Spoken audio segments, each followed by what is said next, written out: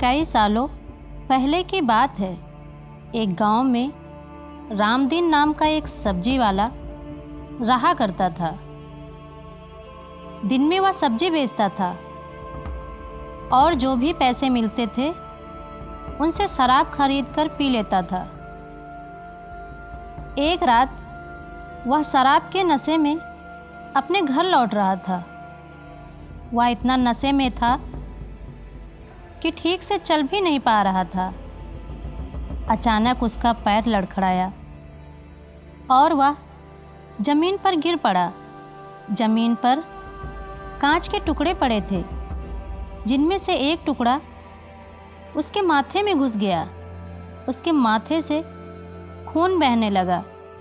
इसके बाद रामदीन किसी तरह उठा और अपने घर की ओर चल दिया।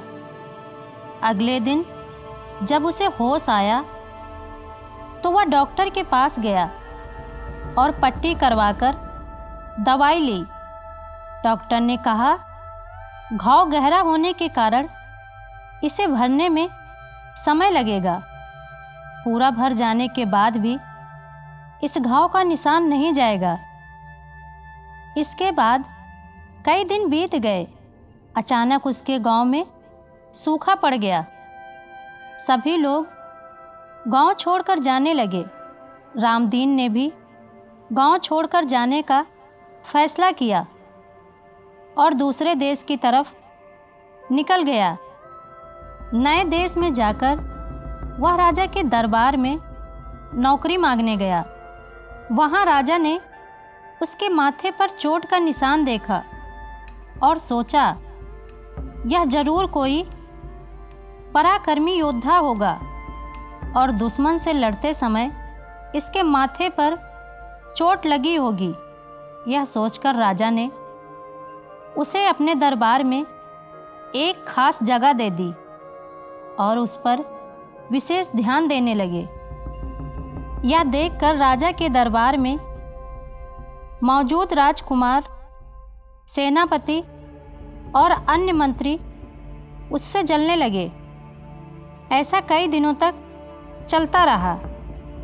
एक दिन शत्रुओं ने राजा के महल पर हमला कर दिया। राजा ने अपनी पूरी सेना को युद्ध के लिए तैयार किया और रामदीन से भी युद्ध में जाने के लिए कहा। रामदीन जब युद्ध भूमि की तरफ जा रहा था तो राजा ने उससे पूछा कि उसके माथे पर यह चोट किस युद्ध में लगी। इस पर रामदीन ने सोचा कि अब वह राजा का भरोसा जीत चुका है और अब अगर वह राजा को सच बता देगा तो कोई समस्या नहीं होगी। यह सोचकर उसने राजा से कहा, राजन, मैं कोई योद्धा नहीं हूँ। मैं तो एक साधारण सा सब्जी वाला हूँ। यह चोट मुझे किसी युद्ध में नहीं बल्कि शराब पीकर गिरने के कारण लगी थी। रामदीन की यह बात सुनकर राजा को बहुत गुस्सा आया।